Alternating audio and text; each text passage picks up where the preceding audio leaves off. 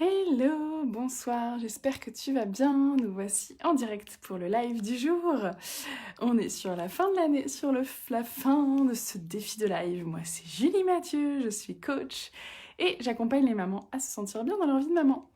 J'espère aujourd'hui que tu vas bien, que tu as passé un bon week-end et j'avais envie de te donner presque un challenge, un défi ou alors une invitation, comme tu préfères.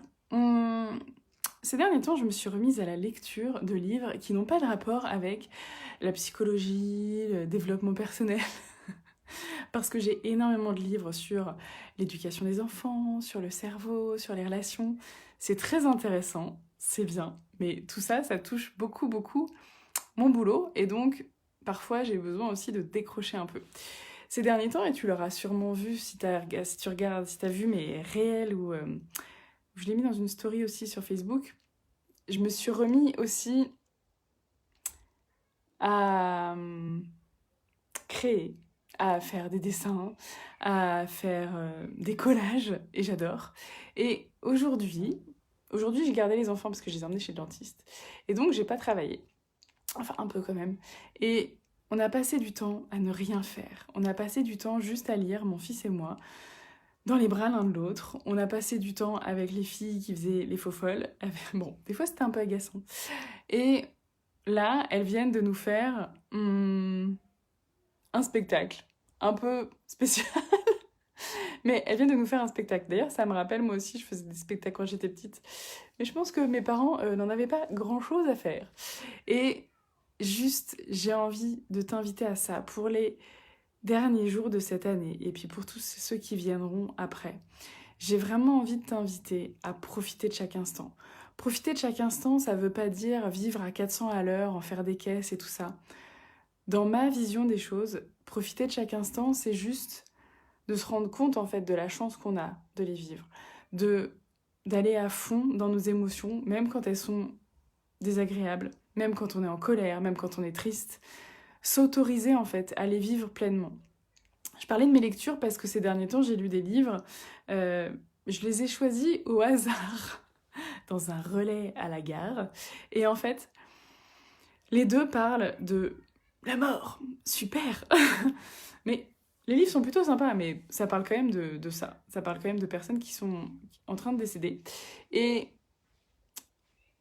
d'ailleurs, c'est étonnant, parce que quand on regarde ma vie, le décès, le deuil est quand même dans plusieurs endroits. Mais en tout cas, ça invite réellement à remettre des priorités dans sa vie, à remettre du sens sur ce que tu fais, sur ce que tu vis, et à pas laisser traîner les choses. Et en même temps, pas laisser traîner les choses, ça veut pas dire que t'as pas le droit de t'accorder un jour de repos, t'as pas le droit de glander dans ton lit quand tu en ressens le besoin.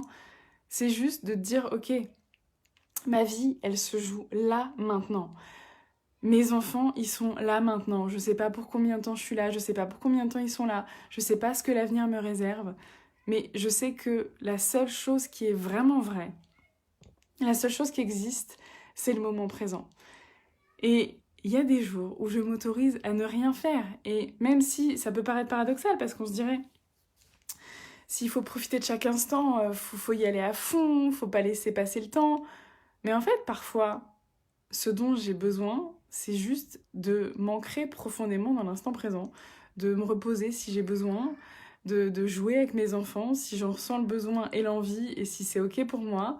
Et quand c'est pas ok, de me demander qu'est-ce qui fait que j'y arrive pas. J'ai besoin parfois de rien faire, j'ai besoin parfois de faire plein de choses, j'ai besoin parfois de me reconnecter avec mes enfants. Euh, mais je pense que ce qui est intéressant, c'est vraiment de le faire à fond. C'est-à-dire que si un jour t'es naze, t'es crevé et que t'as besoin de te reposer, mais fais-le vraiment en fait. Te dis pas ah oui je me repose un peu et puis en fait non et puis je culpabilise et puis voilà. Ok stop. Repose-toi si t'as besoin de te reposer. Si t'as envie de passer du temps avec tes enfants, passe du temps avec tes enfants. Si t'as envie de partir te faire un dîner en amoureux, va te faire un dîner en amoureux. Fais-le vraiment, vis-le. Et arrête de te dire je le ferai quand. Je le ferai quand j'aurai une prime, je le ferai quand j'aurai le temps, je le ferai quand bla bla bla. Parce que tu sais jamais si ce moment-là il viendra et si tu as pas regretté d'avoir attendu. moi, j'ai pris des décisions ces dernières années complètement tarées. Il y en a où des fois je me dis oh là là, mais pourquoi t'as fait ça? Parce qu'en fait, ta vie était quand même plus simple, plus posée avant. Il y avait une certaine sécurité que je n'ai plus parce que maintenant je suis mon propre patron, donc j'ai personne qui me verse un salaire tous les mois. C'est moi qui dois assurer ça. Et en même temps, c'est ok parce que je me suis lancée dans une aventure et j'ai pas attendu. J'ai arrêté d'attendre en fait. Et là, pour l'année 2022, j'ai regardé cet après-midi, j'ai plusieurs idées de programmes. Je sais pas du tout quand je vais les lancer. Je sais pas du tout quelle forme ça va prendre. Euh, je me laisse sentir. Et en fait, j'ai pas envie de me précipiter. Et c'est vraiment tout le paradoxe de je profite à fond, mais je suis pas dans une fuite en avant. C'est-à-dire, je profite de ce qui est là maintenant. Je construis ce que j'ai envie de construire. Je prends les décisions que j'ai envie de prendre dans le respect de mes valeurs et des gens que j'aime. Et en même temps, je suis pas dans la course folle de il faut vivre à fond, il faut y être. Enfin, je suis pas dans la fuite en fait, je suis dans l'instant présent. Et c'est ça, je pense, qui est difficile à trouver. Parce que parfois, en voulant profiter, on en fait des caisses. Et quand on en fait des caisses, ça nous empêche parfois de ressentir ce qui se passe à l'intérieur de nous. Et puis parfois, en fait, on est en train de courir dans tous les sens, de s'agiter, justement pour ne pas sentir ce qui serait à l'intérieur de nous, ne pas sentir même la joie, l'amour.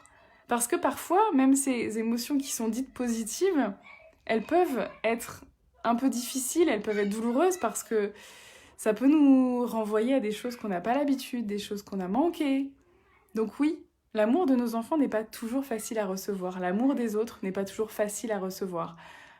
Le bonheur n'est pas toujours facile à vivre parce que ça peut titiller sur des endroits où ça pique un peu.